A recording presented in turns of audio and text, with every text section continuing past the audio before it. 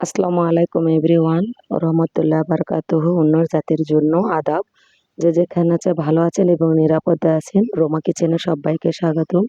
আমি মরলা মাছের ঝাল টক করবো, এই জন্য চলে এসেছি নতুন আর একটা ব্লগে, কুকিং ব্লগে।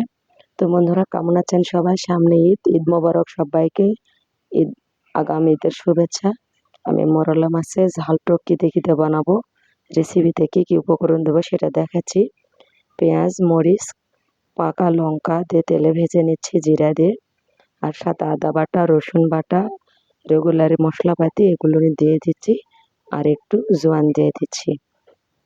তো বন্ধুরা, রেসিপি আপনাদের যদি একটুকুও ভালো লাগে থাকে তাহলে অবশ্যই লাইক, কমেন্ট, শেয়ার এবং সাবস্ক্রাইব করে পাশে থাকবেন ফ্যামিলি এবং ফ্রেন্ডসদের মাঝে।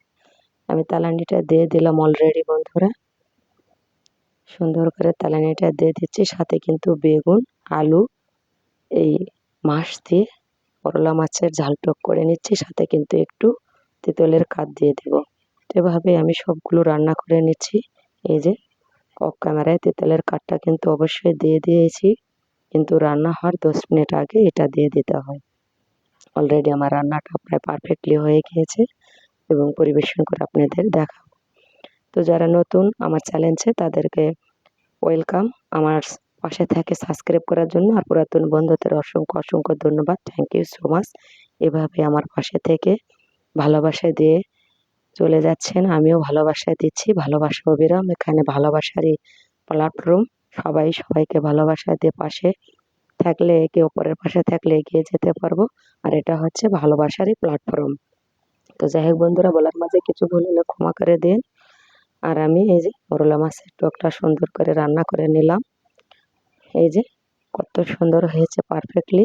সবাই মিলে খাওয়ার জন্য বসে পড়েছি। একজন কিন্তু বড় একটা গামলা নিয়েছে, সেটাতে খাবে, কারণ এটা তার ফেভারিট খাবার। কি আর করব, দেখেন গামলাটাই পুরাই দেখাইলাম। তো বন্ধুরা, ভালোবাসা দিয়ে পাশে আছেন সবাইকে থ্যাংক ইউ সো মাচ।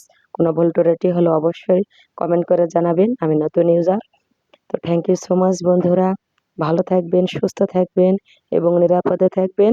সবাই সুন্দরভাবে ঈদ যাপন করবেন। সবাইকে ঈদ মোবারক। বন্ধুরা, ঈদের আগাম শুভেচ্ছা দিয়ে রাখলাম। অবশ্যই গোস্ত রুটি সবাই খাবেন, আমিও খাবো ইনশাল্লাহ, যদি ব্যস্ত থাকি। আর না থাকি তো একটু কবরে দিয়ে আসবেন, কান্নাকাটি করবেন। সবাইকে টাটা, বাই বাই। ভালো থাকেন, সুস্থ